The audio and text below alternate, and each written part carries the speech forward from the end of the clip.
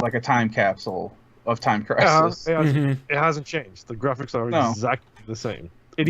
It even has like the same sound effects, like when you get shot, when you're about to get shot, like that Ching alert ching. that somebody's taking a shot. Reload. That is awesome. Man. You can I add love in a change cover to the reload now as well. Oh, wow. Let me Goodness. just turn off this heat really quick because my Okay. Can you buy a Time Yes, I Crisis did just see my arcade air is machine? dry. Let's see. I feel It's like like it's a nightmare scenario. It's like, do I want it to be negative degrees in the basement or and cough constantly, or do I want warmth? that's right. The sleepy warmth. Oh wait, it's the other way around. Negative degrees and not cough, or warmth and cough. Right. Right. Because I like my heater, but it sure as shit absorbs the moisture from the air. Yeah, that's true. Yeah, that was a pumpkin-y burp. Yeah. Pumpkin spice. So sorry. All right, guys. Are you ready to get started? Yes, sir. No. No, boy. The pain. Oh, boy. Actually, am I ready to get started? Did I share show notes? All right. I'm ready. Yep. All right. Starting in 3, 2, 1. Welcome back to another episode of That Video Game Podcast, aka TVGP. I'm your host, Boston, and joining me as always is Moonpeer. Hi, I guess, maybe. I don't know. And the Nimp. Hello.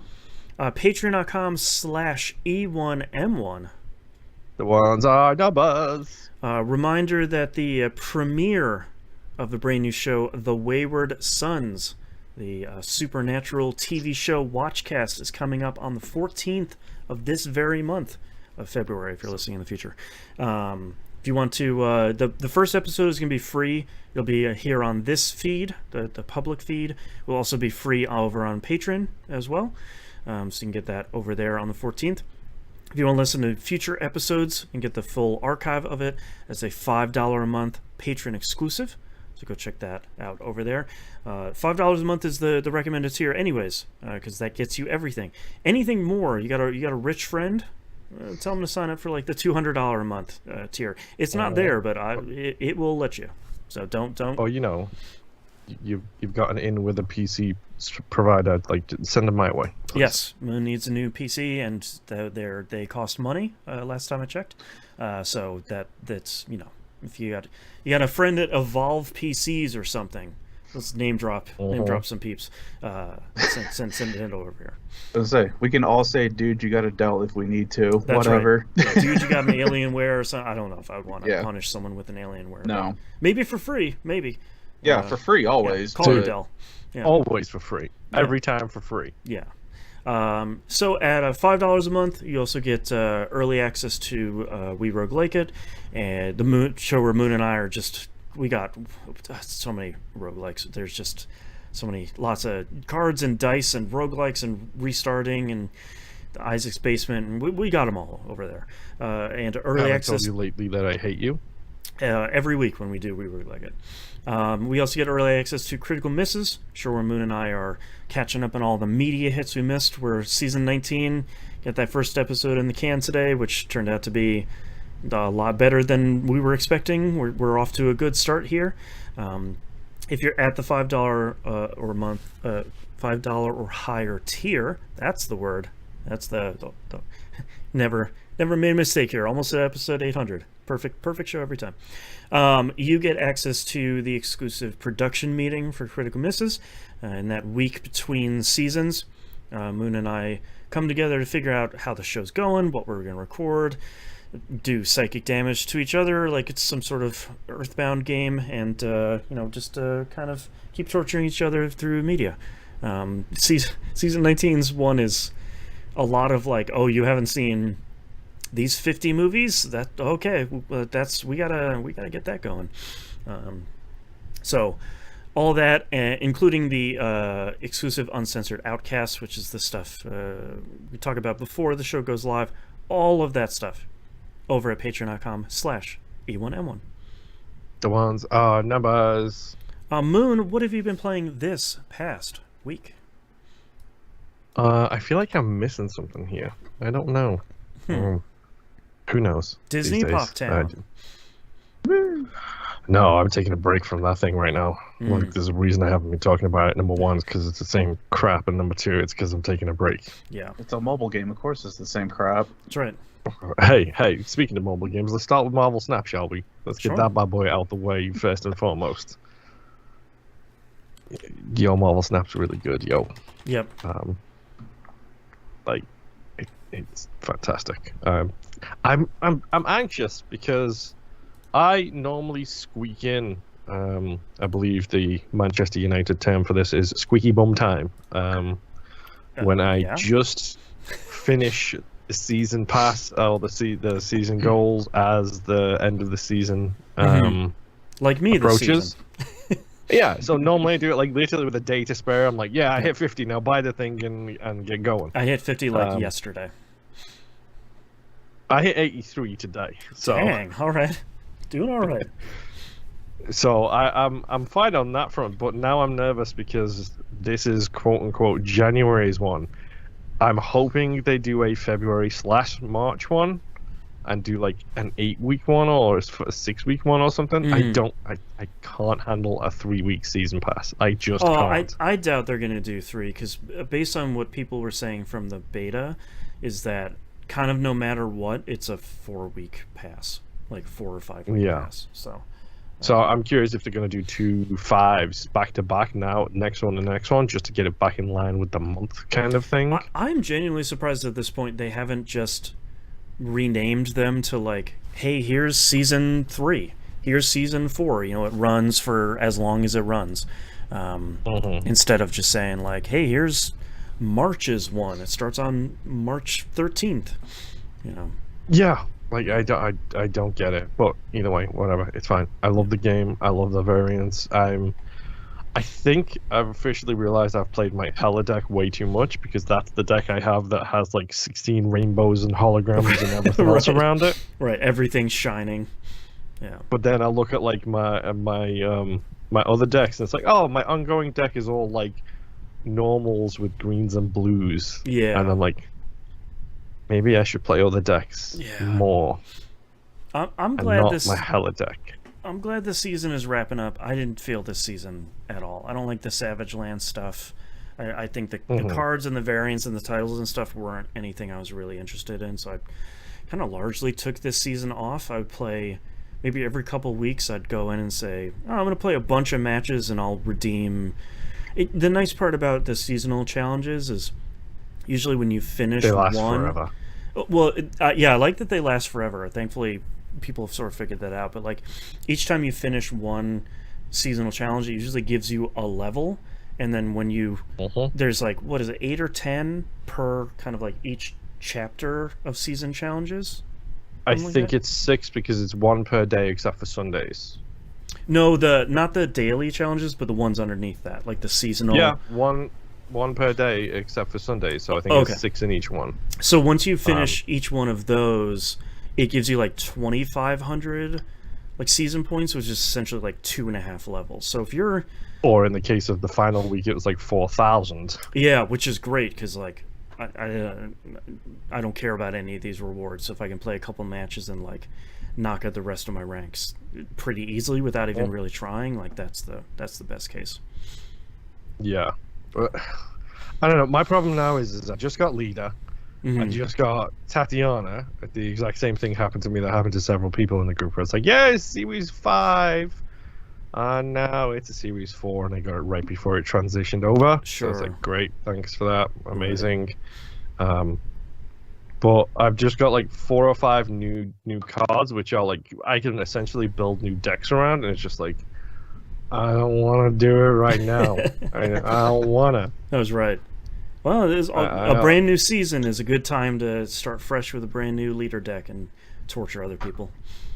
Yeah, especially now that he got nerfed and people don't seem to read the patch notes. Or like the card itself. Still place him. Yeah, or the card itself. So for those of you who don't play Marvel Snap, Leader was a card who was a 6 power, what was it, 5 or 3, something like that? Something like that, yeah. I think it was. It was something like that. But his special ability was he would duplicate any cards played by the opponent on that turn. Mm-hmm. So people would just wait until turn 6, drop him, and then get your 6 drops or whatever you put on the board. Yep. On their side as well. Therefore, meaning if they were in the lead, they win essentially. Yeah. So I'm not gonna lie. Before he got patched, and when I use my Destruction 2.0 deck, I always Arnim Zola on turn 6, and it's always hilarious leadering an Arnim Zola because then he just destroys their side of the field, and I adore it. That's right. But now he got tweaked basically, so he only duplicates cards which are in the field to his right. So not Correct. his field, but the one to his right, not every field. And the amount of people who will like just drop him on the right-hand column, Right. To duplicate nothing. yeah, Yeah. on the last turn, it's like, guys, like just read the cards. Like Right. this is kind of a big deal. Like The first time you drop him and he does nothing, maybe check out the card. Yeah. And I did see Wolverine got a really cool patch, which I adore because he is in my Destruction deck. He's always been in my Destruction deck. Now he's worth so much more in my Destruction deck because when you destroy him, he comes back into a new location. Except he gets +2 power. It was interesting. I like the honesty from the patch notes from the developers saying like, look, he doesn't get used enough. Yeah, like he's iconic and he wasn't used enough, so we felt like he really needed a buff to kind of get him. I think the patch notes literally said like nobody uses him, so like maybe we'll change him. And it doesn't seem to be a super overpowered update they gave him, but it's just enough to be like, oh yeah, all right, yeah, I can run him in my deck now. Yeah. If I can get a good run with my Destruction deck, by the time he turn 6 is around, I can probably have him regen like 3-4 times. Wow. And then if I Arnim Zola him at that point, he's regened again and duplicated again. So, it works nicely for me is all I'm saying. Yeah. I hate how much this game has taken away my desire to play any other card games. Go listen to We Roguelike. Yeah, the difference between this game and Slay the Spire is each match of this game is about 2 minutes long, and Slay the Spire is the polar opposite. A 40-minute run. Yeah. Well, may I introduce you to Marvel Midnight Suns, which can take anywhere from 5 minutes to 15 minutes, depending on how good or bad you're playing. There you go. Okay, so Midnight Suns is the middle between Marvel and Spire. That's yes, yeah, very much so. Yeah, interesting. I'm still not buying it. I'm playing it yet because I went ham on the January sales and got like 9 potential Alpha Protocol winners in my hard drive now. So I like it. I'm just saying. Okay, Good so stuff. play one of those and then go buy Marvel Midnight Suns. Shut up. Right. I said 9, dude. I've got too many of Yeah, them. and I said 1. Only 1 can win the awards. That's right. That is true. Monster Hunter Rise. I really appreciate that this game essentially has a single-player and multiplayer variant on it, where depending on who's online and available, I will do village quests. And if people are online and available to actually play, I will do hub quests, because they have different progression for the 2 different sides of the coin. Okay. Which is really cool. I forgot how cool the monsters in Monster Hunter were, like, as a whole. I bumped into, I can't remember how Rob described him, flying squirrel, snake, wasp thing. A real chimera of a beast.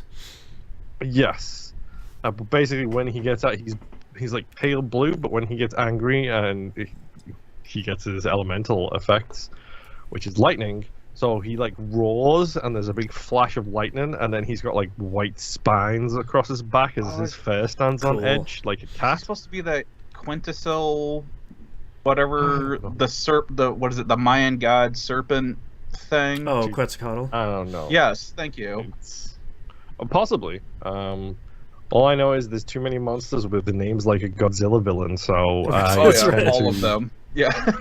Yeah, I'm just like, okay, cool. Like, do we want to go and fight? Insert actual human word that is as close to this monster's name as I can actually get it to be. Right. I was gonna say, what's the one on the screen right now? The video that Boston's playing. Oh, I don't know. That's It's a like dog. That's a palamute. No. On the top left of the map. Where it's got. He He's said it supposed like to I kill... could see the map. Well, no, it's above the map. Oh, that thing. That Almadron? I don't know. Yeah, exactly. Sure. It's That- just that we're sounds all like a in middle Godzilla- school again. Sounds where like it's a I Godzilla don't know. villain. You're Yeah. right. What do you call that? Orcom? What? Right. There's actually 2 monsters there, so that's a nightmare in and of itself. Monster Hunter. It is funny trying to talk to my son about these monsters, and neither one of us sometimes can sound out what the monster is even supposed to be named. Right. It's like the dragon-looking one, whatever. The giant bear. Right. That's why my 2 favorite are the 2 easiest. It's Rathian and Rathalos because they're both dragons. One's a guy, one's a girl. Problem solved. There you go. Yep. There you go. It's simple, I say, knowing full well what is coming up in the future. But yeah, I played a whole bunch of Monster Hunter. I did a bunch of offline. I did a little bit of online. So the big thing that they've introduced with this game is the Rampage events, which suck so hard. It's tower defense with Monster Hunter people, Boston. Oh no. I haven't gotten to these yet. But it's the Final Fantasy VII tower defense. It's not good tower defense. It's the Final Fantasy VII tower That's defense. the Phoenix Tower one. Yeah. Boy. So Okay. it's just like fine, whatever. I guess sure. At least with the Final They Fantasy suck. one, though, you just roll up with a ton of gil, and you're like, yeah, screw it, just dump a bunch of stuff. Yeah, on the I'm map and I'm we're paying good. my way through this one. Yeah. Yep. Yeah, unfortunately, in this one, it's not that easy because you are limited to how many different placements and the placement types you can have, which is slow and boring and annoying when you're playing it by yourself. But let me tell you, with 3 people, it's fun as hell Oh, nice. because we all just you have automated turrets or you have manual turrets, so we all just get on manual turrets, have everything else automated, and shoot things until they die Nice. or flee. We did get our first Apex, which is great, just great. Let's add another type of monster in here that hits harder and faster and stronger. Oh boy. It is that song all by itself. I literally don't know the name of the song. I know what you're talking It's about. harder, though. faster, stronger. Yeah. I'm gonna be annoyed. It is. The more you know. Anyway, Do the alphas give you? Do the alphas give you? Apex give you different Or drops, Apex, yes. sorry. Yeah. Okay. So you have like an Apex variant armor and weapon Uh-huh. set. Okay. Oh boy. Uh-huh. I don't know this about game just knows armor how and to weapon suck set me back yet. in, but Yeah, I don't know about armor and weapon set, but the fact that they give me different drops tells me yes that you need those drops for something, and the Okay. only thing you need that for in Monster Hunter is weapons and armor Yeah. usually, and crap for your cat and your dog, because why not? But apparently, poor little me has been left in the dust because me with my Hunter rank 4 was joined by Mike and Rob, who are Hunter rank 40 and 30 respectively. I'm sorry. don't feel bad. I'm still 1. Goodness. Mm-hmm. I just have not had the time to play as much Yeah. as I want to. And Yeah, my son so- is the same way. I would not be surprised if he's like, "Oh, they're 40. Pfft, I'm 60." That's right. What are they doing? So I'm in the process of trying to get. I think if I beat the Hunter rank 4 stuff, I think that's when I get the high rank Hunter rank missions, or maybe I've just got them. But that's when, instead of like, so Boston, this is where the JRPG nut and you will adore it. Oh no. That's where instead of getting monster, like you dig through a bone pile, instead of getting monster bone, you get monster bone plus, Oh no. and you get herb plus, and scale plus, and Why would they do that? everything else plus. Because they know what the player base wants. Yeah. Mhm. The grindiest grind that ever did grind is Right. what the player base wants from Monster Hunter. Mhm. It's I love it. I genuinely love it. Mm-hmm. But I haven't put 70 hours into this game in 2 weeks like some people. You know who I'm talking about. Right. Like, it's so fun. It's so stupid. It's so great. I love it. But unfortunately, I do a podcast, so I do feel like I have to play more than one thing each week. Hence, always talking about Marvel Snap, because that counts, damn it. That counts. Hey, I wouldn't blame you if you were like, yeah, man, I sat and I played 30 hours of Monster Hunter Rise. I'd be like, yeah, man, I get it. Yeah, but at the same time, I also did pay full price for a game, which I feel like I need to get my worth out of before it goes to $12, and I feel guilty for buying it at full price. I wouldn't know what that's about at all. You didn't get the TVGP curse of you bought it and next day it shows up on Game Pass? Yeah, 100%. I literally bought it day one because I was like, nope, I'm in on this one because that is my final game this week, which is Dead Space. Open brackets 2023, close brackets, Dead Space. So I'm amazed at how much I remember from Dead Space. Oh, okay. Is it like riding a bike?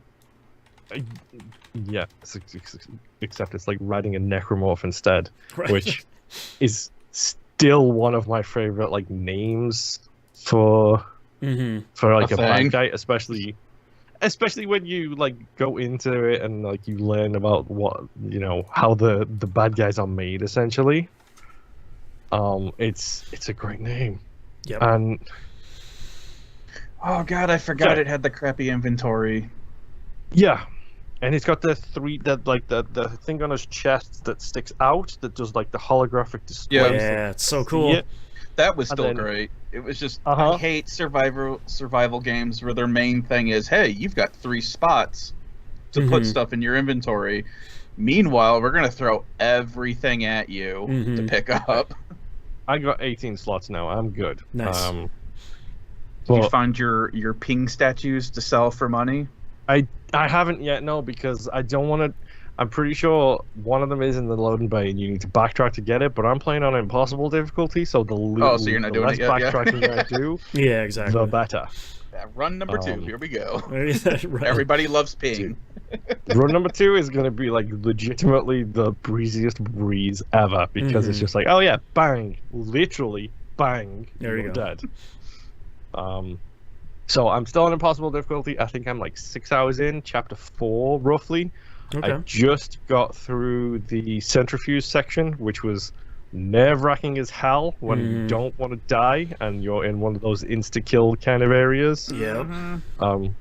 So we talked about it last week. This game looks amazing. Disgusting and amazing, one might say. Yeah. For a horror show, yeah, it looks fantastic. Right. Yeah, so I don't know if you guys remember it from the first Dead Space. Minor spoilers for Dead Space if you're playing this and you haven't played the first one. It has that section right before the centrifuge where you walk into a room, a way out is locked, and it's got a big panel and it says decontamination process. And you have to sit in that room. While things come at you. Yeah. They smoke up the floor in this version, so the floor's got like mist in it. Oh no, why? Oh, then you got and things then they crawling send those at you? little things in that have the tentacles and fire at you. So all you could see is these 3 yellow eyes above the smoke, and you're just like, oh no! Like that section cost me more med packs than the entire rest of the game combined. I so bet, far. yeah. It was horrifying, and the lights all go out and it's like red lit and it's all dark and scary, and every time I turn around I give myself a heart attack because if I'm close to a wall I'll get the reflective green light from his green light noggin like showing up on the wall. I thought you were gonna say you see a shadow move on the wall and right.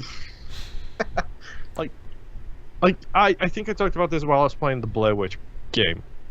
That game gave me genuine like anxiety and heart palpitations and things like that.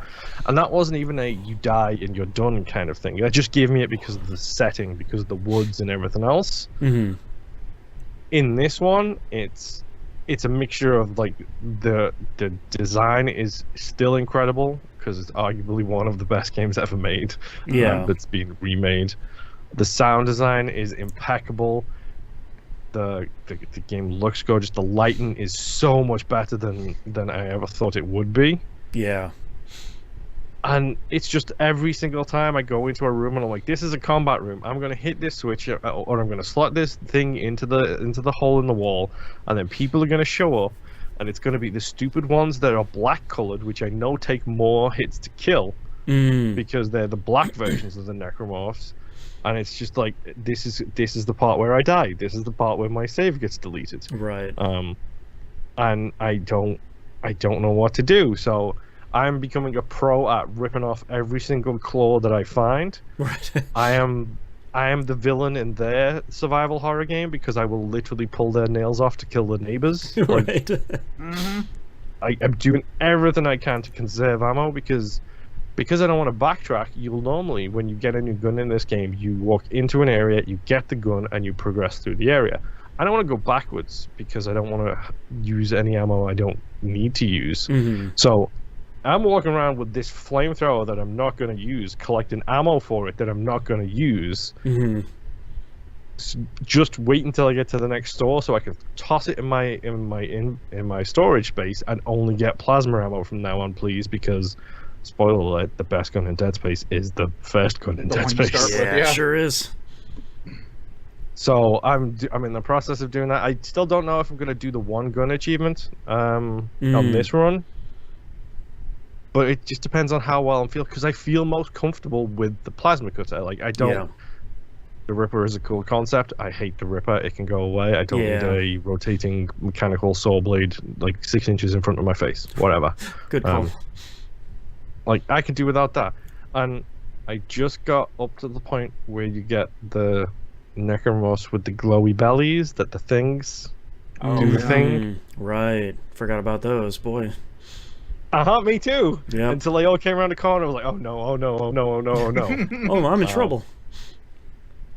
All I'm gonna say is, at least it's not the nursery section from Dead Space 2. Nope. That's all I'll say. I remember very little about that game, but I remember that. That was terrifying. It wasn't so much terrifying. It was more horrifying when you first walk in there and you get that cutscene, and then you realize what's been happening this entire time through both games. Yep. Yikes.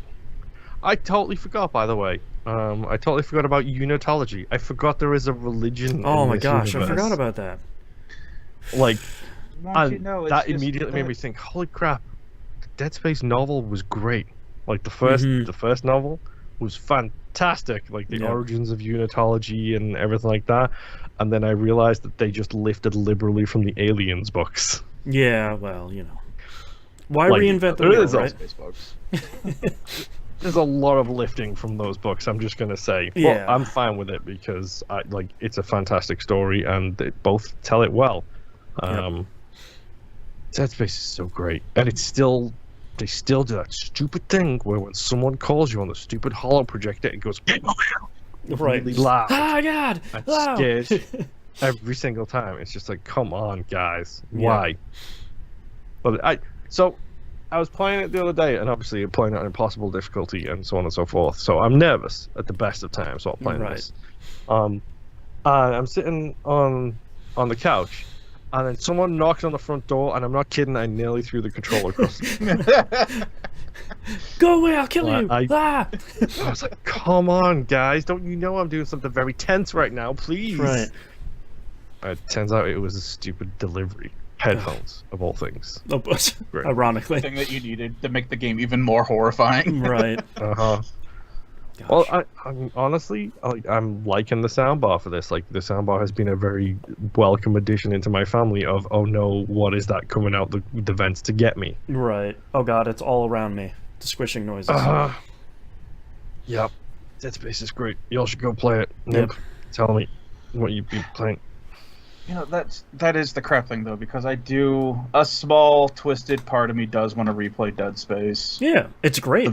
The vast majority of me was like, you already got the achievements on the original, you don't need to do that again. Yeah, you already put in your time, you're fine. Yeah. So anyway, go ahead. Minor spoilers, because there's an achievement related to it, and a reason to play Dead Space again for you. I'm just saying, you should totally go down this rabbit hole with me. They have put in an alternate ending to this version of the game. Yep. Didn't they do that in the first one too? No, Nope. I just had the one ending. Oh, I thought they left out. Don't... I thought they left out a portion. I don't know. We can talk about it off air, but I could have sworn they left out a portion about his girlfriend. No, that's in the first one. Is it? Okay. Yeah. Anyway. Any hoozle. Unlike Moon, I only come today with one game. Oh, because I was super engrossed in my game, and you guys can already tell. It's Marvel Midnight Suns. Man, this game has taken me for a ride. There have been plenty of ups, plenty of downs. I kind of have mixed feelings about the story. I am on the last mission. I have already gotten the warning saying, hey, this is the final mission. Proceed with caution. Right. So I'm wrapping up a couple other things that I was working on before I do that. The story is all right in places, but I hit a point where there was so much drama going on that I actually kind of got sick and tired of the game for a moment and actually shut it off and did chores for a little bit. Which we all know. Right. Things are getting serious. Anyone who's ever played a video game and decides to do chores. But yeah, it gotten to the point where there's this division because you have some Avengers with you and you've got the Midnight Suns. So you have these two groups who are working together, but they don't, like, the Avengers are basically like, the seniors. They've been there, they've done it. This isn't their first apocalypse. Right. Whereas the Midnight Suns, the most of them are from this other group called the Runaways, which I don't know a whole lot about, but they're a younger group of like mixed between mutants and superheroes and stuff like that, who make up the Midnight Suns now. So the Avengers see the Midnight Suns as untested. But there is a very, very, very good Runaways TV show. Oh, I read the comics and I loved them, and I never watched the TV show. I never read the comics. I watched the show, and it's incredible. Oh, okay. Oh, see, so there you go. We got it from both sides. The source material is good, and the TV show is good. So. Yeah. And the video game that they're in is also pretty good. Yeah. So the issue that between this division is that there's a lot of just back and forth between the two groups of. The Avengers want to do this, so we do it, and it doesn't turn out to plan. So the Midnight Suns are all like, well, we did it your way. Step aside, old man. Right? Seriously. Like, that. There's one thing where, like, hey, you guys did this. It didn't work. It's our turn now. Sure. And then, of course, that plan doesn't go well. So there's all this stupid back and forth, and both sides whining about how, Midnight Suns aren't being taken seriously, and the Avengers like, well, you're untested and all this, and there's like all this lying and back and forth, and as the main character, you just soak it all in. You do not have a say on any part of this. You don't try to diffuse the situation. They have what I always call a come to Jesus moment where your character gives like this big rousing speech to like get everybody to work together. Today is our Independence Day. It's yeah, exactly. Yeah. That would go over so much better than what was actually happening.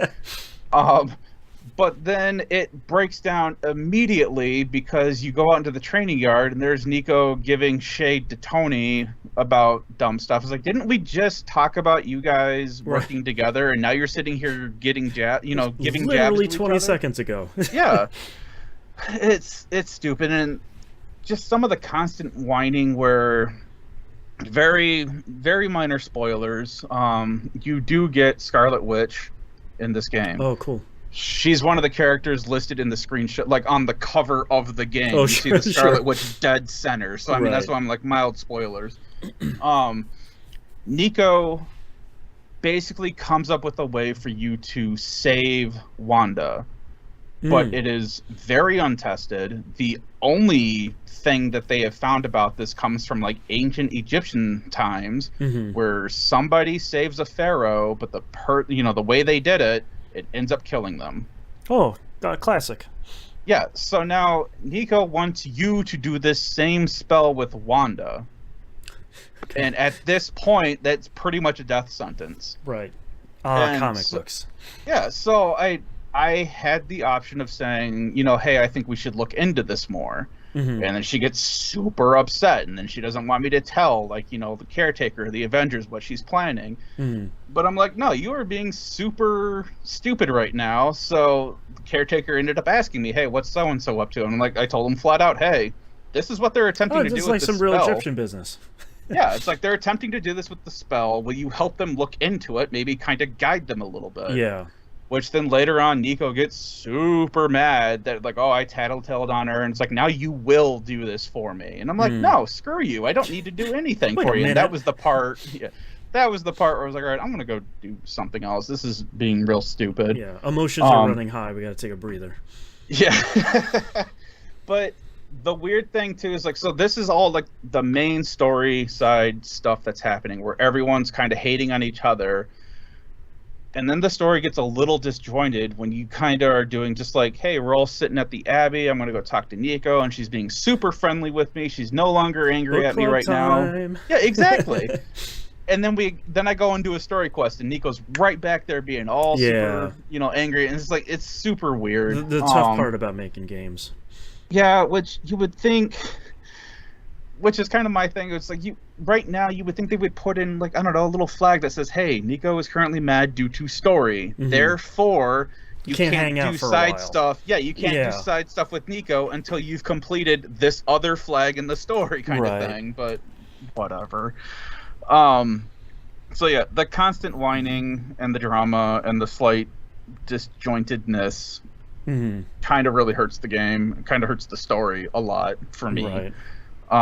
Partially because I'm not into that whole drama thing. But outside of that, though, story-wise and everything else, I mean, it still plays fun. It's still a fun comic book story that you're being told. And a lot of the drama is pretty much ripped from the comics from what I remember back as a kid. So, I mean, it's not... If you've been reading comics for the last 40, 50 years, it's nothing new to you. Right. I will say, though, it does have a light-dark system, which I don't understand why. It shouldn't be in the game. It doesn't do anything. There are light and dark cards that your main character can get. However, no matter what side you choose, you will still get light or dark cards. Oh, weird. And playing them... they bump your affinity up a little bit, but not by a whole lot. So, like, it doesn't matter. Like, it doesn't matter if I play, like, all the light cards that I have. Right. I'm not going to see a major tick in my little bar for which side of the Force I'm on, or whatever and you're not BS locked we're going out with of something. Yeah, and that's the other thing, too. It doesn't lock out characters. It doesn't add or remove anything from the story. It does allow you... certain characters do better based on if you choose, like, the light or dark options. So you get more friendship experience with those characters, because you're never going to win this with the power of friendship. That's right. Like every good RPG. Yeah, the story is not that, though. But okay, good. Okay, good. But, I mean, so you get... like, with magic, specifically, if you do any of the light side options with her, you always get negatives to her friendship. Right, which is great. But they're so minuscule, though, that, like, when you do, like, the hangouts with her, or when you compliment her and talk to her and all this stuff, you get, like, massive increases in the experience. So it doesn't matter if I pick the option that she likes or the option she doesn't like, or with any of the other characters, because I have, like, two or three different ways to massively get experience with them. Sure. Because if you take them into battle, like if you have your main character and you take two other of the heroes with you, you automatically get friendship experience with those heroes for the battle. Then, like I said, there's like the hangouts and just the talking with them. You get all that. So I mean, the system doesn't need to be here. It's stupid. It doesn't do anything. Yeah. The last thing that I have to say about this game that was kind of annoying is that they introduce these enemies that can split themselves apart. They can multiply. My favorite. And they can also multiply other enemies besides themselves. Oh, God. Okay. And they can take more than one turn when they do multiply. Oh, God. Okay. So all the classics. Yeah, and... depending on what characters you bring in with you, there are certain characters that are more well-rounded for taking out more than one enemy at a time. So like with these things, when they split, the okay, split 1 can't move because its turn was to split. Right. Split fragment 2 can still do a turn. It can't split again yet, but it can either attack or it can choose to move to some other enemy on the field and split that enemy. Gotcha. Okay. Now, yikes. Luckily, they don't have like full health. So even if they were at full health, they basically divide the health pool between the two main things. Mm-hmm. So you're not getting like one that split and now you have 2 of them that are both at like 208 health. No, right. It's, so luckily there is that. But it does get annoying when you are in a battle and there's like 5 of those things, and then the next turn, there's 10 of them, and then the next turn there's 15 of them because you can't take them. Because the other thing is too, not only can they split on their move, whenever you deal damage to them, they will also split. Oh God. Okay. So you pretty much have to hit them as hard as you can, and they're not difficult enemies. It's just a pain. Yeah. And unfortunately, unless you've got somebody like Wanda or Wolverine or Spider-Man who are really good at crowd control, if you don't happen to have them with you, all of a sudden you've got like a field of 15 enemies and you're just trying to make it through. Right. So it can become a hassle. On top of that, they also introduce another fun enemy type that can do what they call soul linking. Oh. Which is interesting, but also a pain, which basically they will link to another enemy, so they will share damage and health. Oh, okay. But you have to kill them both at the same time, or else they'll both revive. Or, Gotcha. The other one will revive, whatever. Interesting. So the crappy thing about that is, so far I've seen them where there's usually 2 enemies that'll automatically be soul linked, and it's like always the same type. They can soul link with a 3rd thing. Oh, jeez. So now you've got 3 things that you have to take out at the same time. Right. And at the end of the turn, they do a thing called, I think it's called a symbology or something like that, where they basically evenly distribute the health among whoever's in the soul link. Yeah. So, I mean, again, that's not horrible, but those tend to be unlike the elite enemies, so they're a little more of a pain to try to take down. Right.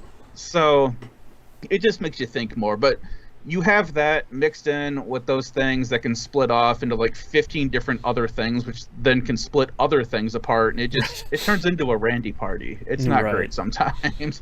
But then you get things like Wolverine, where it's like, I got him bouncing around doing chain combos all the way across the screen. It's like, all right, this is really cool. And then Spider-Man's right there behind him doing the same thing. It's like, all right, I got crowd control down.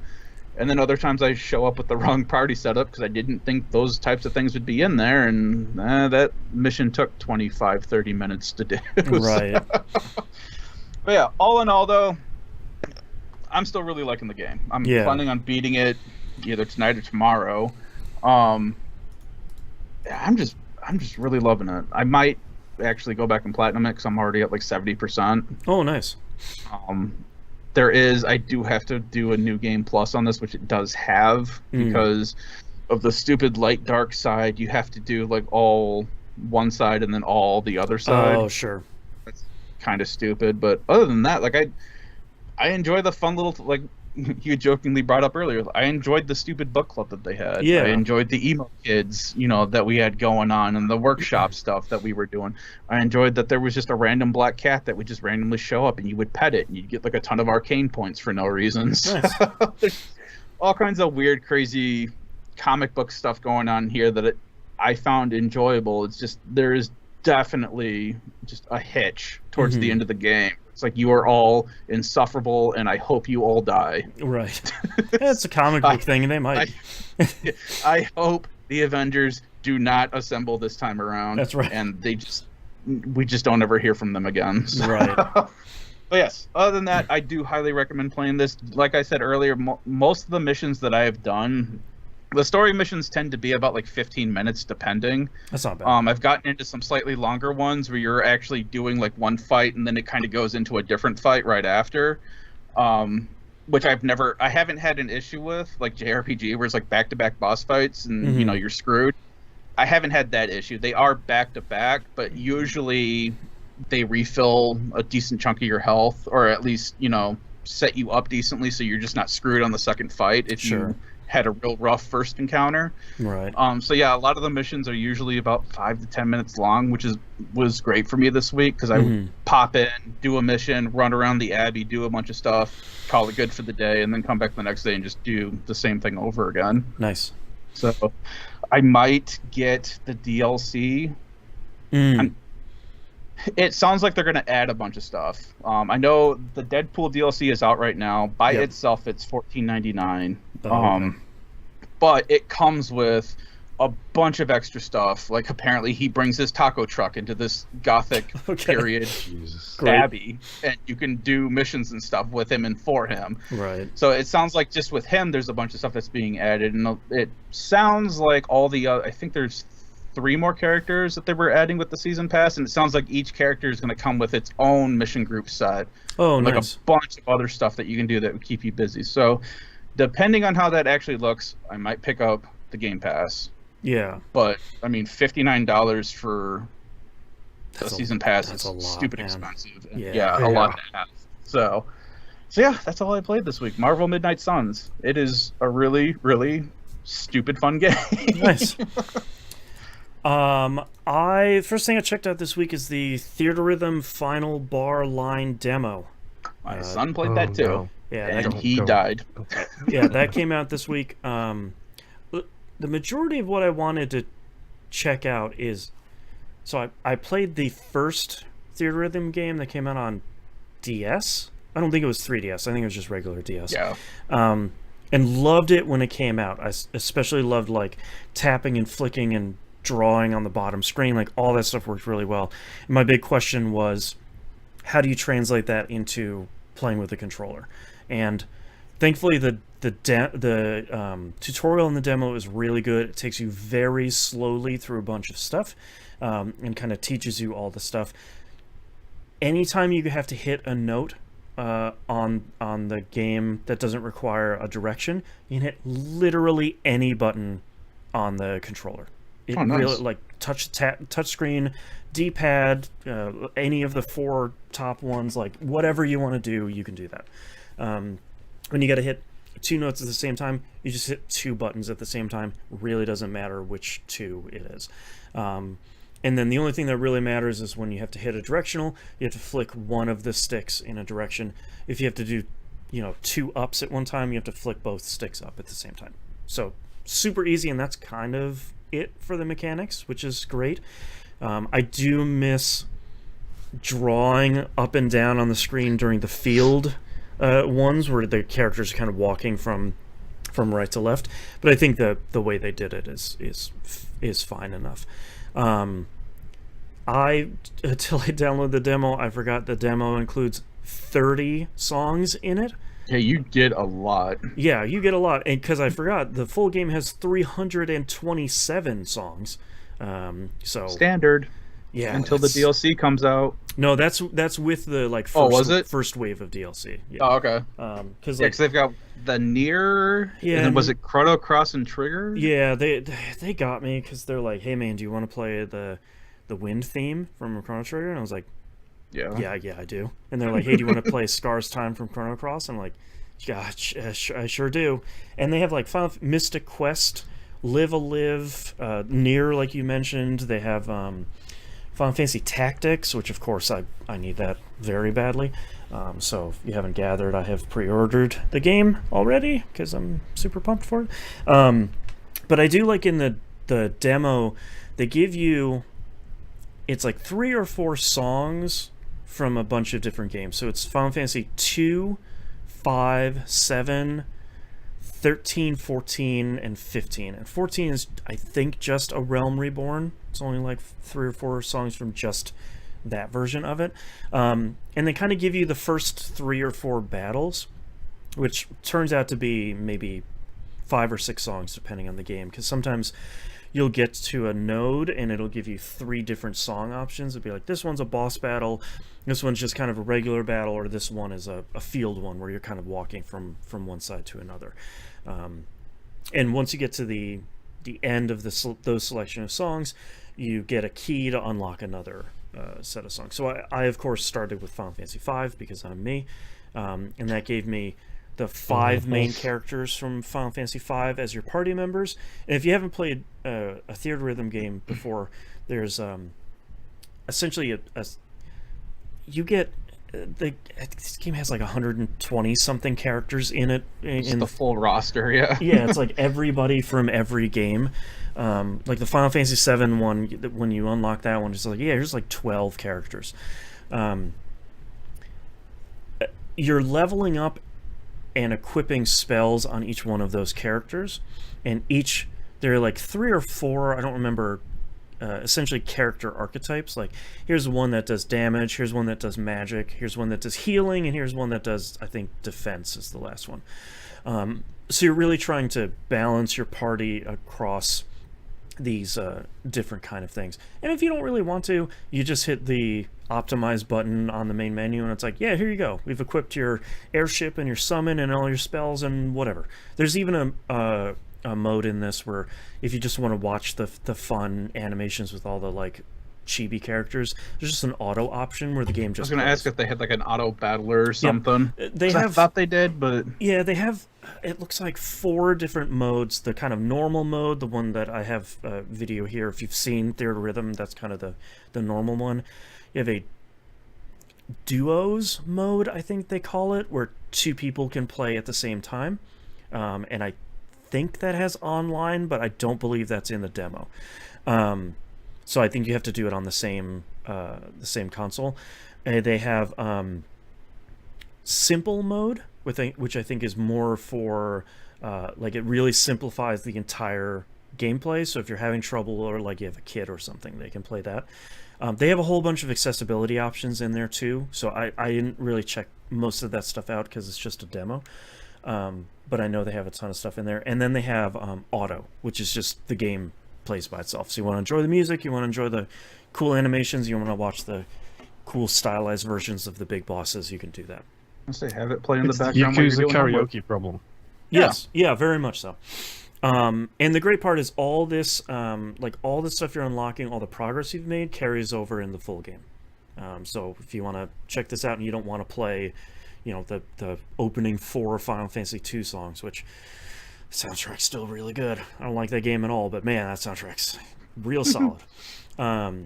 So I like it. I'm really pleasantly surprised at how well it works on a controller. You know, I'm only playing like the default difficulty. I haven't gotten into anything that's, you know, super crazy, ridiculous hard or anything, because that's usually not what I'm doing with Theatrhythm. But it works great. It's the demo's out on PS4 and Switch.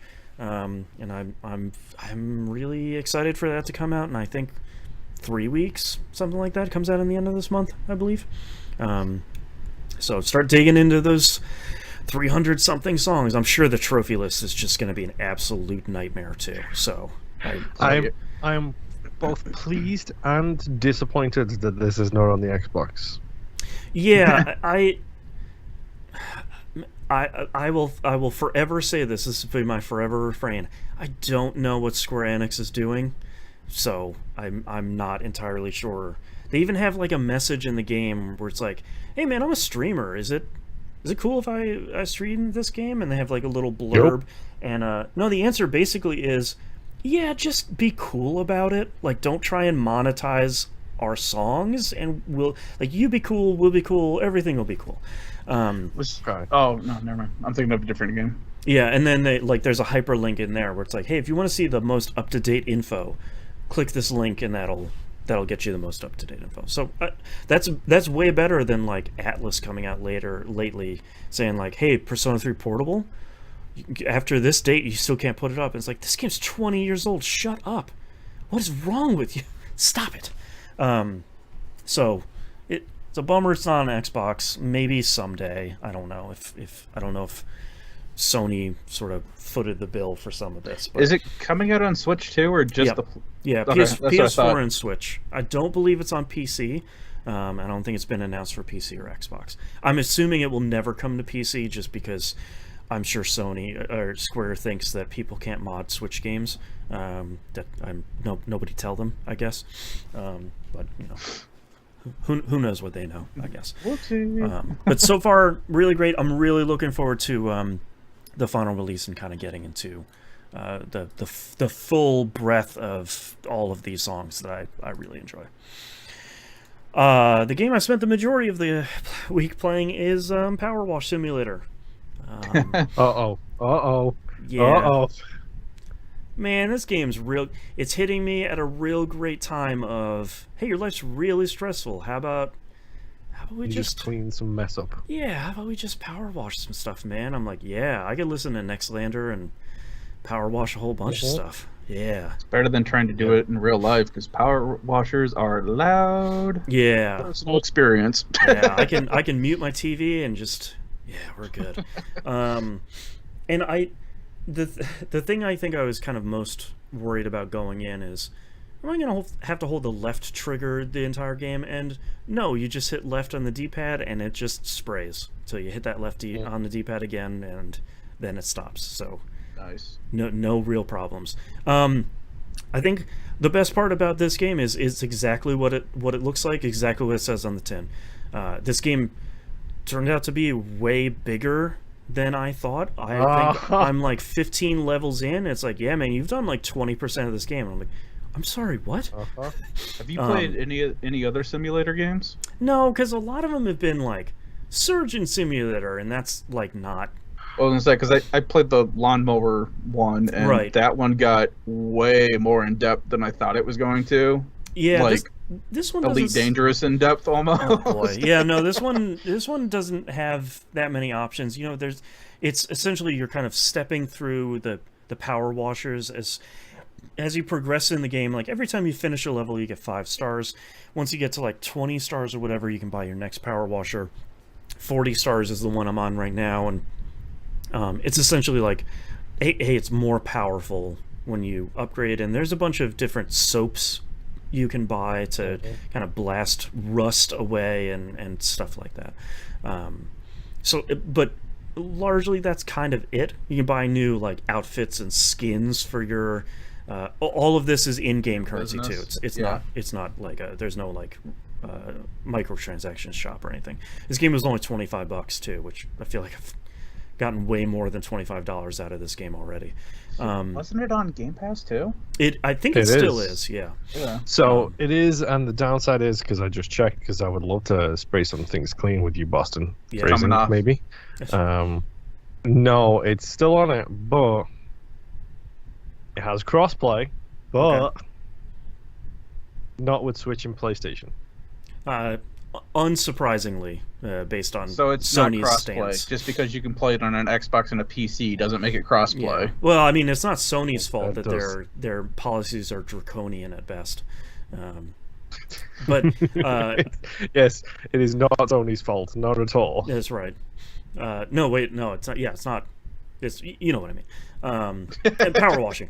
But I did download the Lara Croft DLC that is free. So is that, do you have to clean the entire mansion? Please tell me, because it's that big. Yeah, you do.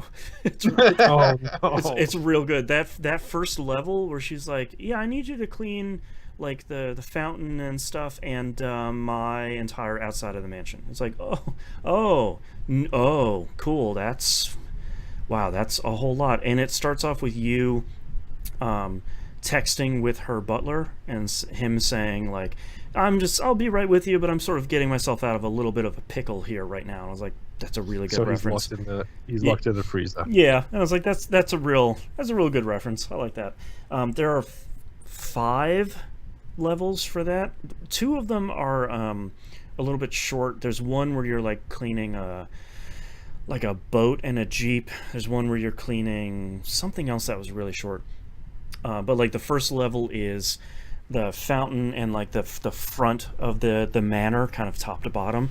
I won't spoil the third level because I think it's really clever, and I really, there's like a little bit of a puzzle in there that I kind of appreciated. Like if you're gonna do a Tomb Raider thing, something should probably have a puzzle in it. And then the last level was her like trophy room, which was massively huge. Like deceptively monstrously huge. So, and it had a lot of nice nods to a whole bunch of Tomb Raider games in there. So I if they would have charged a couple of bucks for this, I still would have been pretty happy with this, but it's a free download. And just shows up in like a brand new menu of like special jobs there. So my only recommendation is, if anyone wants to play this and you're interested in the trophies or the achievements, please check out what the trophy or achievement is for a level before you start it, because a lot of them are like, do this one last or do this one first. I didn't know that until I got like 5 levels to replay. I accidentally got one on, because I'm like a very meticulous cleaner in this game. So like the very first level you clean your van. And then the second level that you get is kind of like cleaning this backyard patio area. And I cleaned all of the rocks in this walkway area, and it popped a trophy. It's like, hey, you cleaned all 12 rocks before anything else. And I was like, oh no, that sucks. Okay. So far none of them have been too bad, but I'm on one right now where it's like, clean the fire station without using the scaffolding. And I'm like walking around, I was like, this looks okay. And then I see the fire tower in the background. I was like, crap. So figure that one out. But I'm having a blast with it. Like I said, it's only $25. I bought it so not only one, I could play it, but I think my wife would probably enjoy it too. And I didn't know about there being co-op before I started, which is kind of a fun bonus. But yeah, it's great. I have nothing bad to say about it, and I'm sure I could do things more optimally how I'm playing it, but I'm essentially just kind of taking it slow on each level and just kind of having fun and zoning out for a while. It's great. Yep. 2 thumbs up. Yep. Really what video games are all about. Yeah, it's real good. On the polar opposite end of the spectrum, Remnant from the Ashes. A Dark Souls.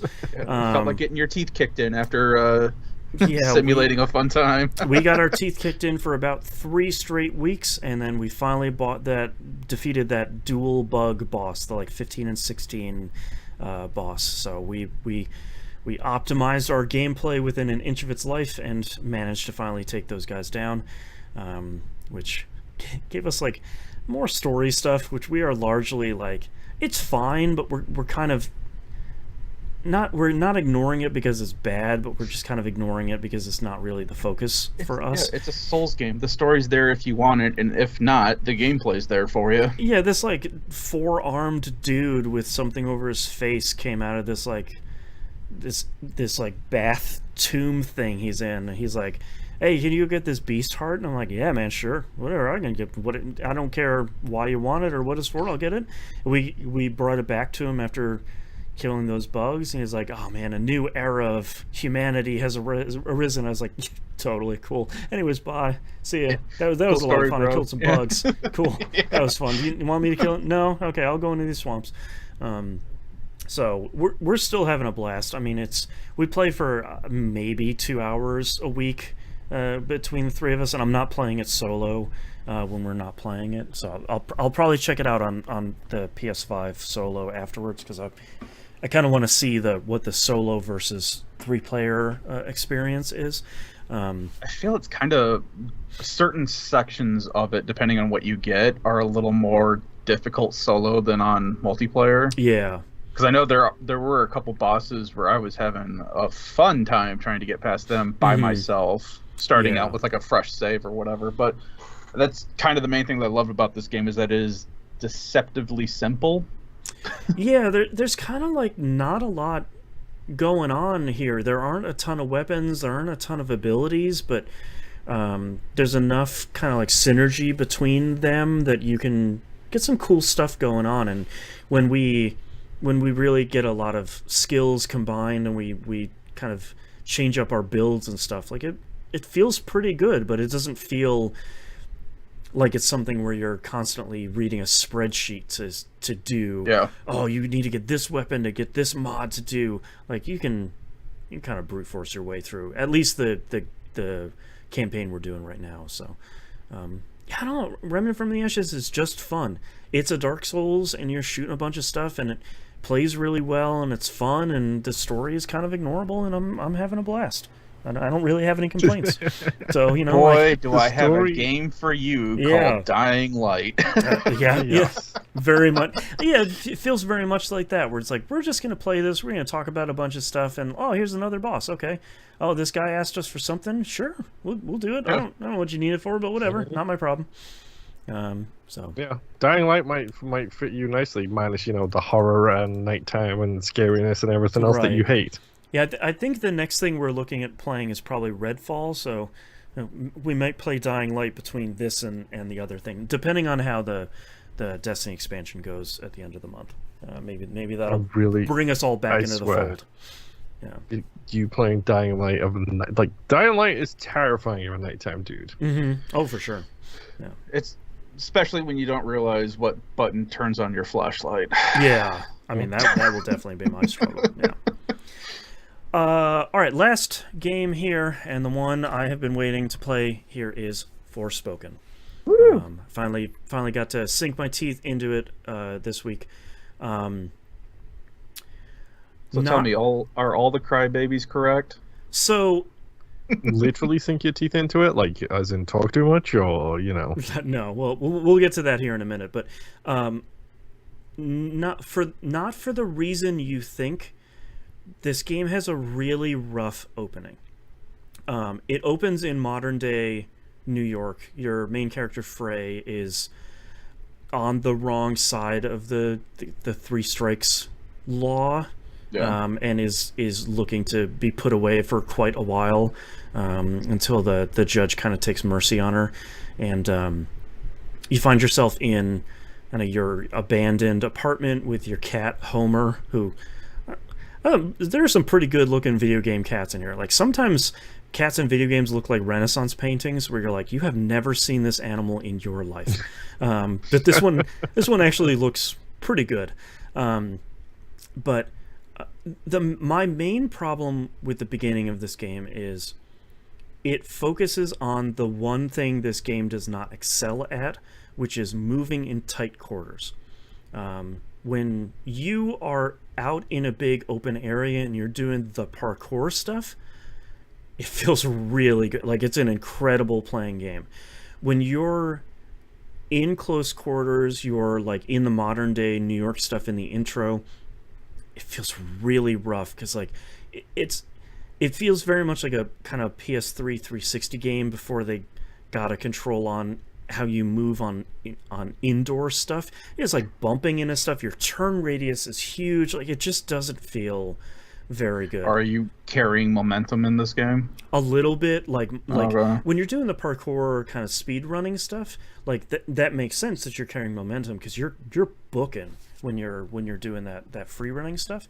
But when you're just walking around like the main city and you're just trying to go down an alleyway, it feels really rough.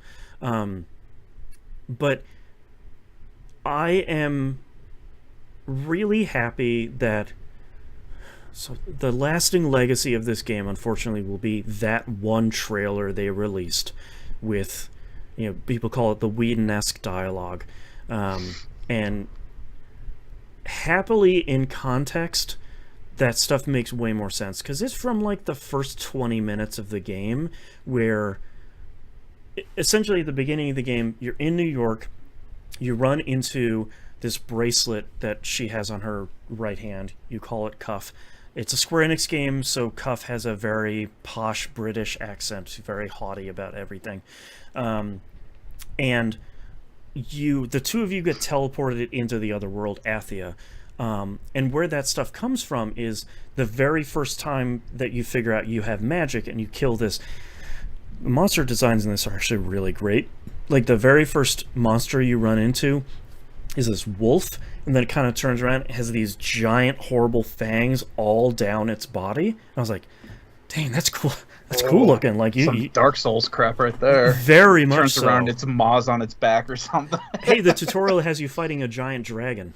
It's very much like it's very much that.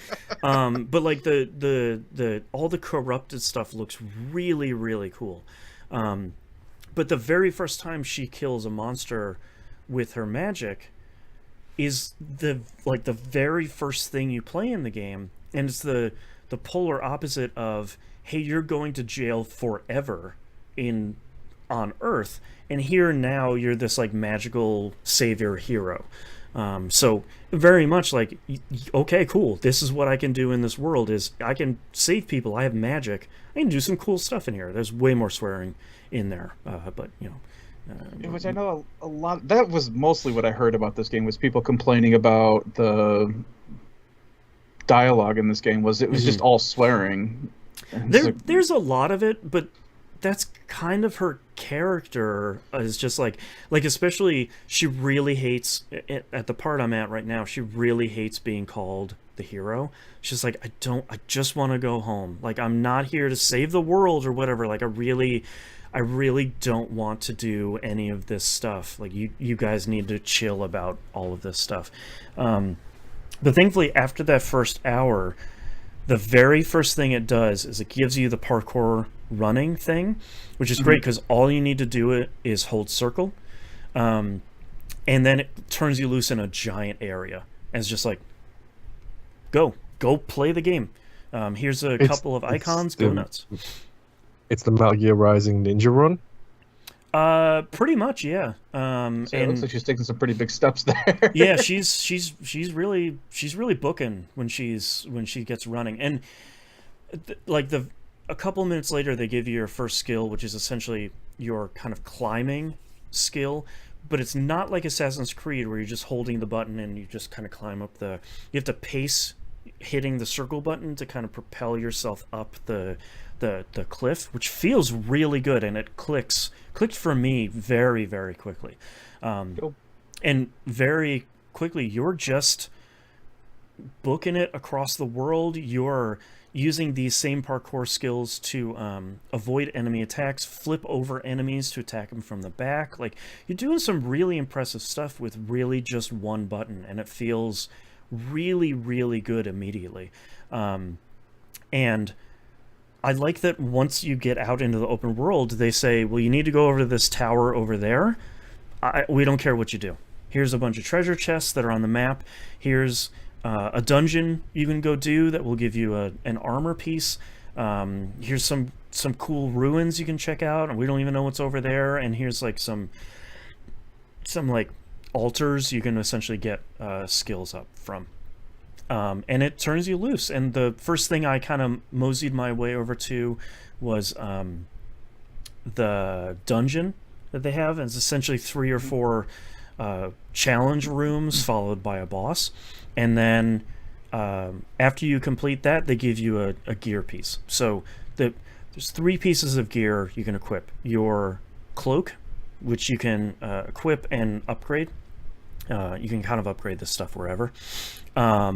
Your necklace. So the very first one I got for clearing that dungeon was just every time you kill an enemy, it gives you a burst of healing. It's like, yeah, yes, I will very quickly put that on. And then pretty much right after that, the last piece of gear you can equip is you can paint sigils on your fingernails. And there's a lore reason for it. But each hand you can paint a different set of sigils, and it does fairly big improvements for like boosting skills, or critical attacks do healing, or like if you get a kill, it boosts your critical damage for a while. And I'm kind of impressed by, like, the first time I went up to one of the altars, you kind of break the rocks from on it, and they're like, oh, we'll power up a skill. And I was expecting it to be like, oh, magic does 0.5% more damage. It's like, no, here's 100 more stamina. I was like, dang, all right, great. That's super cool. I am having a blast with this game so far. I'm really enjoying it. I like the conversations between Frey and Cuff a lot, because Cuff doesn't seem to know a lot about the world either. So a lot of the stuff that you guys are running into is Frey and Cuff being like, hey man, I don't know. This all seems wild. I have no idea what these people are freaking out about. Also, one thing I really like about Cuff is when he's talking to you, his audio is coming out of your speakers and the controller speaker at the same time. So it kind of sounds a little otherworldly because he's speaking in Freya's head the whole time. No one else can hear him. So it's a really cool kind of little effect on the stuff. One piece of advice I can give for people is please go in the accessibility menu and turn on auto pickup immediately. This is like Dragon Age Inquisition, where there's 500 things on the ground everywhere, and you have to hit triangle to pick up every one of those. While you're booking across the field, she's just picking them up as you go. She doesn't even stop anymore. Good. Awesome. It's really great, because the thing that broke me is like all of the treasure chests in the game, you hit triangle to open them, and then you have to hit triangle again to pick up the thing in there. And it's like, this is stupid. Why are you making me hit triangle twice to open these things? Like, that's really At least you only have to hit it, and you don't have to hold it, because that is the biggest. Midnight Suns does that. Everything that you do is a hold down action. It's like, why? Yeah, and there's a ton of good accessibility options in this game too, for like holding buttons and things like that. But I think so far the game has been uneven. I've been enjoying the story so far. A lot of it has been just stranger in a strange world so far. Not a lot of answers about a lot of stuff. But the kind of close quarter stuff that the game does a little bit here and there hasn't been that great.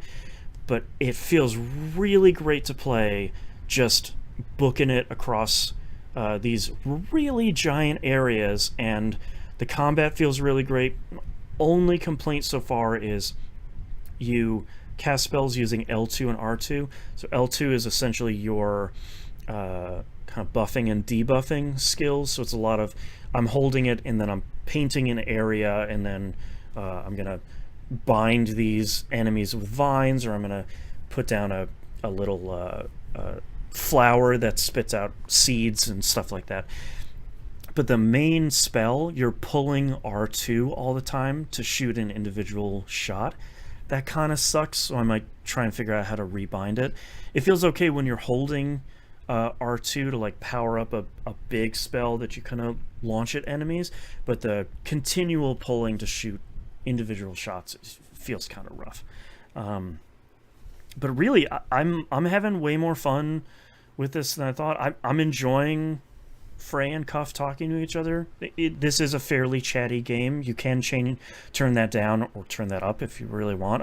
I don't think. I heard that they have the ability to either shut Cuff up or make him more chatty. Yeah, I'm pretty happy with where it's at right now, because for me, so there's a little triangle menu in the bottom right hand corner that's showing you your L2 and R2 spells, and then you have like an ultimate ability when you pull L2 and R2 that does like a big area of effect attack that does a lot of damage.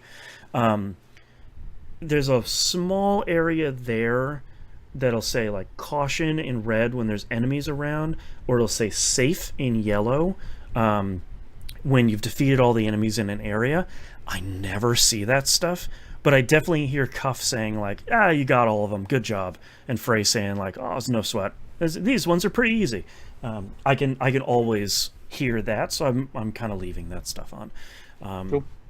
But yeah, this is cool. Like the thing I wanted out of Forspoken, the thing that we've been talking about for a while, and like Musum and I have been talking about on a pup for what feels like 3 years, is, you know, when they first started releasing those gameplay, and it was just you booking across the landscape and like using grappling hooks and parkouring and flipping over stuff.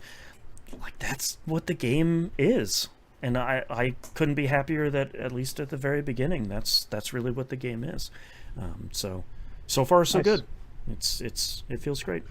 I'll just have to move it slightly up higher on my purchasing list, and yeah, because the thing I'm hearing from a lot of the reviewers that really kind of gave it a shot, like especially Ash Parrish over at The Verge, I think she writes for, was saying like, yeah, the first 2 hours maybe or can be a little bit rough and be a little bit uneven, but kind of every hour after that it just gets better and better and better and better.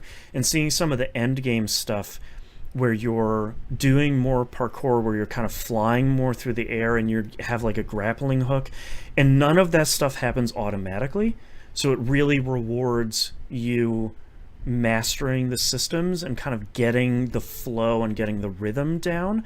Like that stuff seems really appealing for me in a game that has cool movement. So I'm really hoping to put more time into it this week and kind of put as much time as I can into the game while the kid isn't at home, because it is really very explicit, which I guess watch out, fellow parents, if that's a thing that you're teaching my 6-year-old a bunch of 4-letter words. But so far so good. I'm really enjoying it. I'm really looking to dig in more into it. But that's all I'm playing this week. Let's take a break. Yep. Okay, we don't really have that many news stories.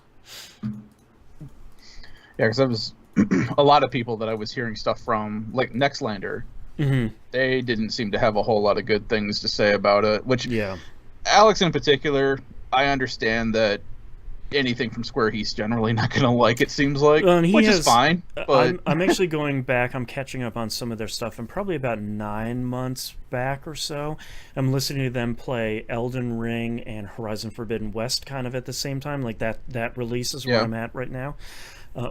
And it's funny hearing Alex saying, like, I don't like open world stuff, usually. Yeah. And it's like you kind of turn him loose on Forspoken and you get out of that first area and it's like, icons, and he's probably going to be like, nope, bye. That's not his type of game, which I don't blame him. Which it's funny because I like hearing opposing opinions to what I have, and he and I seem to have very opposing opinions on if I like a game, he seems like he's going to hate it. Yeah, me too. Which is kind of funny. And then same they're thing usually with him. pretty fair about it. Yeah. No, they're not like throwing it under the bus or anything, but it's like they didn't have a lot of positive things to say about the game. So I was like, I'll wait until Boston plays it and see what he says. Yeah, I'm hoping it continues to get better and better as I go. Yeah. Cool. All right, you guys ready for the second segment here? Yes, sir. Sure. Why not? All right, starting in 3, 2, 1. Let's talk releases for the week of February 6th, 2023. Nothing, because we don't support games made by transphobes. So if you want to spend your $70, spend it donating it to a trans-friendly organization or something, not to a game that we're not going to talk about on the show, because trans rights are human rights, and that's not just like some pithy statement or something. That's something we have always supported. So it's not an opinion; it's a fact. Right? Deal with it. Yeah. You don't like it? Leave. Yeah. Don't listen to this. If you're getting your feathers ruffled over a Wizard video game, number 1, do better. Number 2, get out. Seriously, like out of the country, because it is a right in our country. So whether you like it or not, I don't care. Yeah, get out into the sun. Let's talk about news stories this week. Unfortunately, Iron Galaxy has announced that Rumbleverse is going to be shutting down at the end of the month. An announcement that seems like it kind of took Iron Galaxy by surprise too. Like this is kind of an unfortunate one. It's only 6 months old. It's shutting down on February 28th, so the end of this month. Thankfully, any money anyone has spent on Rumbleverse, you're eligible for a refund. We don't know how the refund is going to work quite yet, but they have said, like, yeah, man, if you spend any money, like, we're just going to give you your money back, which is great. Great, but geez, man, it's like for you to kill a game. It hasn't. It came out 6 months last ago. year. Yeah, it's the end of August, so this will mark it's like exact 6 months. It wasn't out that long. It was free to play, or at least on Game Pass. Free to play, I believe. It was always free to play. Okay. Yeah. And you're going to refund so you basically lost tons of money in development, putting it out there, and now you're refunding what money you got from it to begin with. It's like, what the heck? That's rough. Is this an Iron Galaxy decision, or is this an Epic decision? It's got to be an Epic decision, because like Iron Galaxy, even in their goodbye message, is like, hey man, like reading between the lines, it's sort of like, we got to shut it down, but we love it. We wish it could keep going on. Let's keep playing this whole month, because this game's pretty great. It's a real bummer, and it's so many things got announced in like this last week of like 10 different things are getting shut down. Please, people, separate the Back 4 Blood thing away from all these other things. That's a separate news story. But like, it's unfortunate that a lot of people are kind of using this as the soapbox they're getting on, where it's like, see, I told you, live service games as a service are garbage. It's like, no, they tried a cool different thing. Like, how many of these other games can you power bomb someone off of a skyscraper? Like, this game was cool.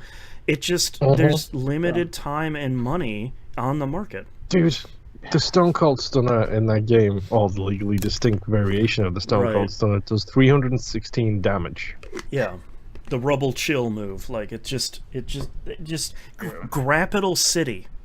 Come on. Like, it just... And if you guys want to talk about garbage games, let's talk about the last quote-unquote AAA games that we've been seeing lately. Yeah, like, this one's a real bummer, because, like, this really seemed like Iron Galaxy is doing great. Like, they're doing a bunch of emulation-based work and, like, collection-based work as well. They're helping a bunch of other studios, so it's not like Iron Galaxy's closing.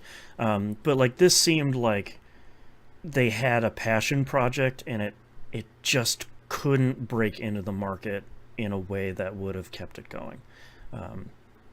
And it, along with like the other 10 games that live service games I kind of got. Yeah, like even EA's Knockout City. They're like, yeah, we're done with that. We'll do like an offline private server thing, but that's all you're getting. So it's a real bummer. But I did mention, this isn't in the news stories, but I did mention Back 4 Blood. What's this studio's name now? Is this still Turtle Rock?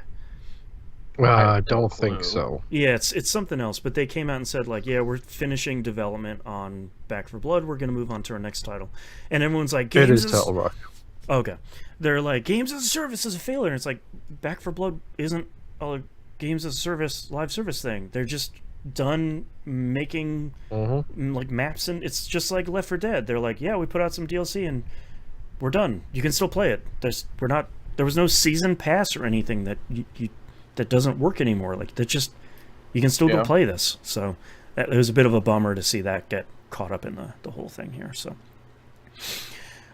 next news story, speaking of things going away, PS Plus collection is going away in May. We talked about this for a while, but that's the PS5 thing where you get kind of the classics of the PS4 and PS5 era, where it's like, hey, you want God of War 2018? That's free. You want Ratchet and Clank? Mortal Kombat, Ratchet and Clank. Yeah, a whole bunch of... the Uncharted collection. Right. The PS4 remastered version, I think it was. Yeah, I think there was like 40 total games. Like, there were a lot of... I think it's at 22 altogether. Okay. Unless they swap some in and out. No, I think I'm getting confused, because like the Uncharted collection is like, here's 3 games in this one. Exactly. Can we talk about the black magic SEO that they're trying to do for Kotaku in the link that you posted in PS the Plus show notes, collection, PS5 free, Last Us, Persona, Bloodborne. Yeah. But yeah, like they're saying here, like Last of Us, Persona 5, the regular one, Bloodborne, like all that stuff. Batman Arkham Knight. That's a good game, yeah. May 9th is the last day to redeem the titles.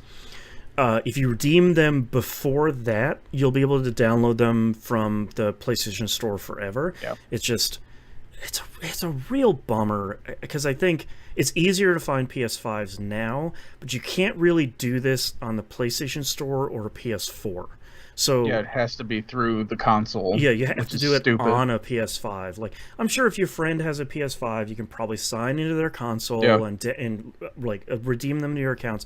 But it's one of those things where it's like, look, man, are you losing $2 million a year by offering God of War 2018 for free for PS5 owners?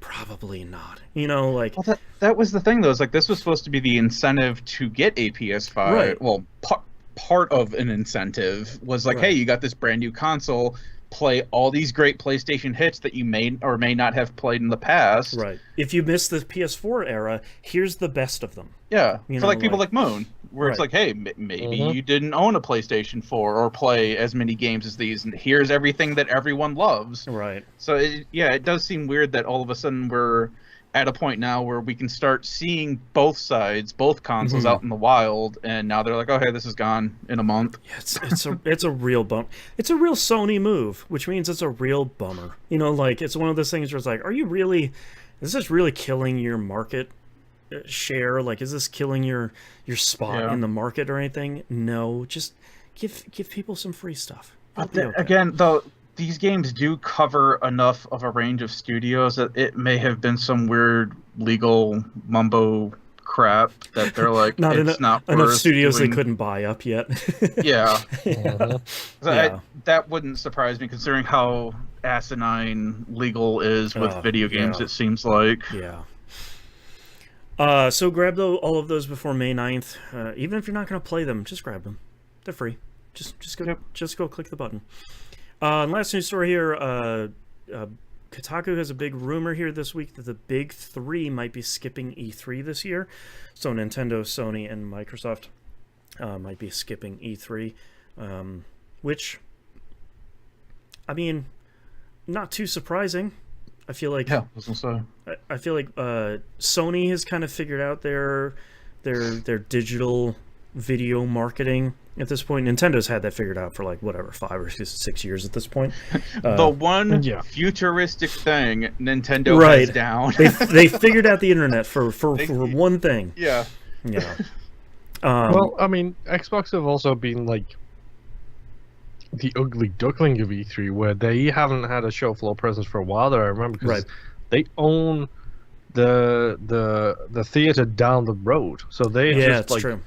Part of E3, but they always do their stuff off-site anyway. Yep. I was gonna say the last major E3 that Microsoft had anything to do with was when Mixer was still a thing, because they had their Mixer booth there. Yeah, that's right. So that was 4 years ago at this point or something? But but the main Xbox stuff is still in the other facility that you were just talking about. So. And I think Microsoft has finally figured out their kind of Nintendo Direct version. Like, this developer Direct they just did, I feel like was a slam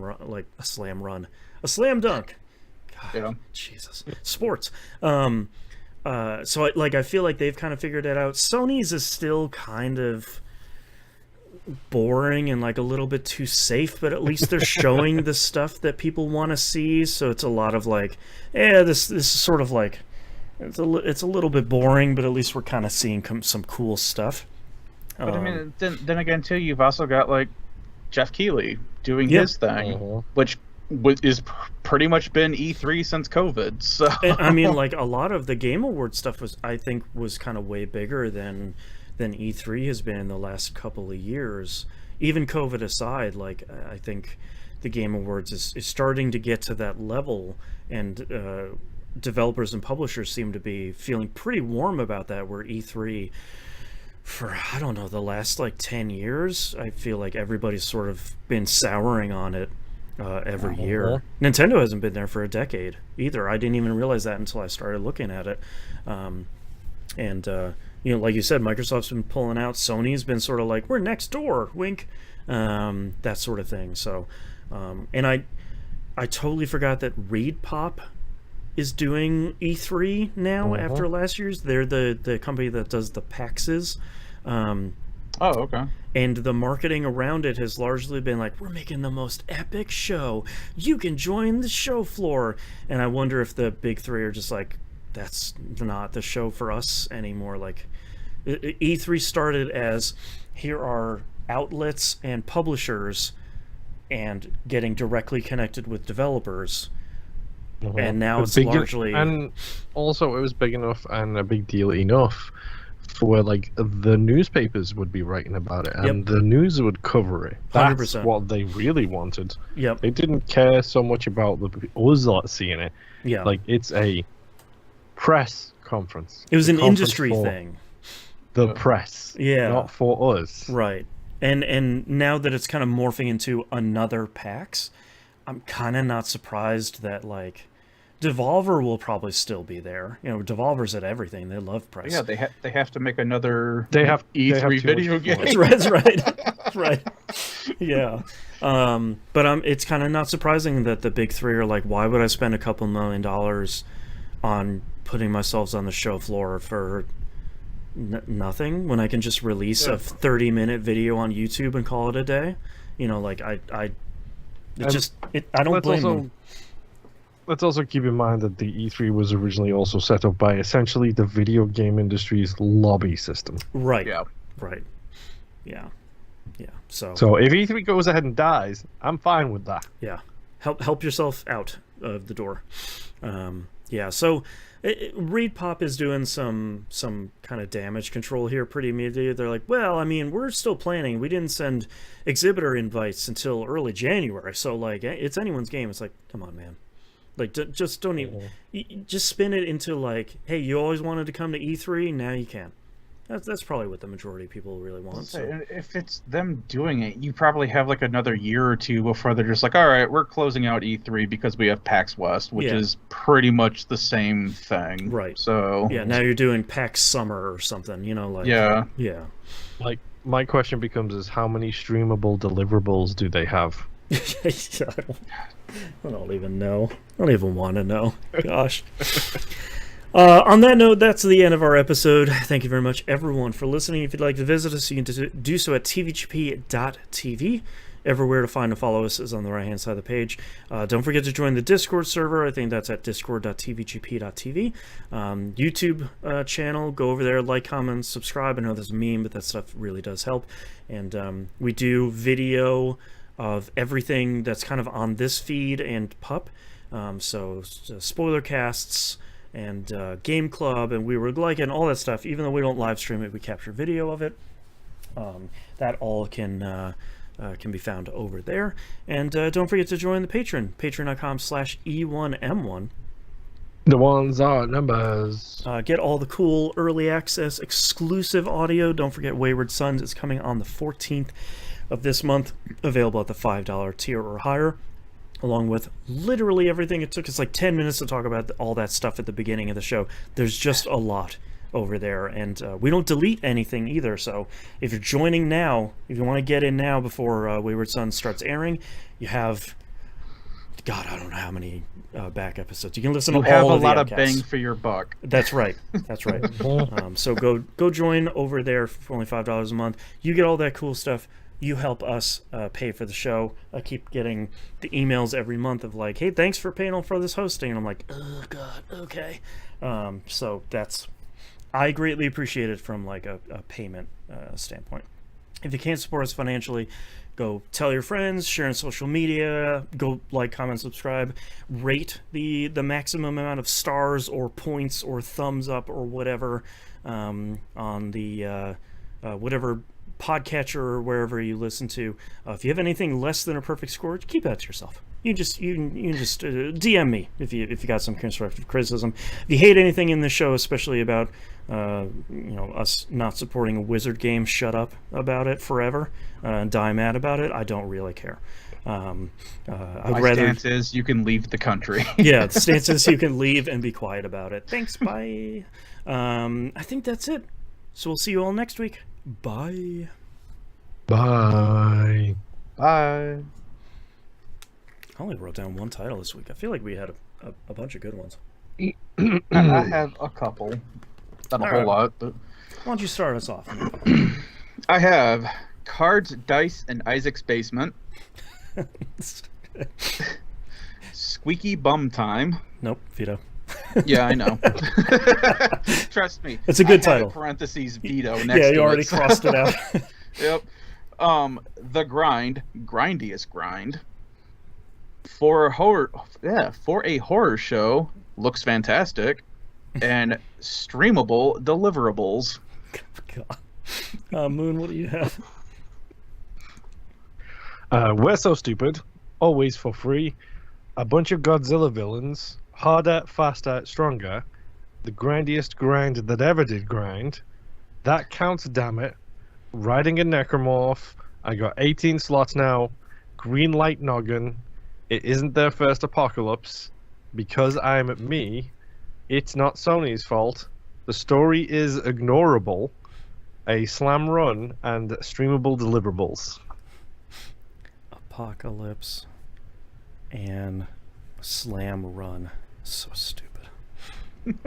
I hit 83 today, the grindiest grind. It isn't their first apocalypse, and slam run. Anything anyone's feeling strongly about? Yeah, I think we go for a slam run and make the stupid jokes. I can get behind that. Yeah.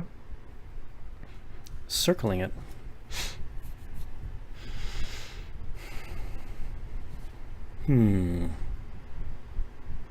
Okay, I'm good. Oh. I might have something. I mean, I have an outline. It's just not filled out. Okay. So I'll figure it out when Moon's done. I was gonna say, are we filling this out live? Yeah. Doing it live. All right, starting in 3, 2, 1. This is That Video Game Podcast, episode 798 for February 6th, 2023. Slam Run. He scored a touchdown on the fourth strike. Is this supposed to be like a knockoff of Danny's or something? Oh man, I could go for a super bird. I'm so hungry. Oh, dude, I'm so hungry. Yeah, me too. So all right. hungry. Anyways, before we get in Foodcast, thank you very much I'm everyone having for a pizza after this. watching and listening. We'll see you next week. Bye.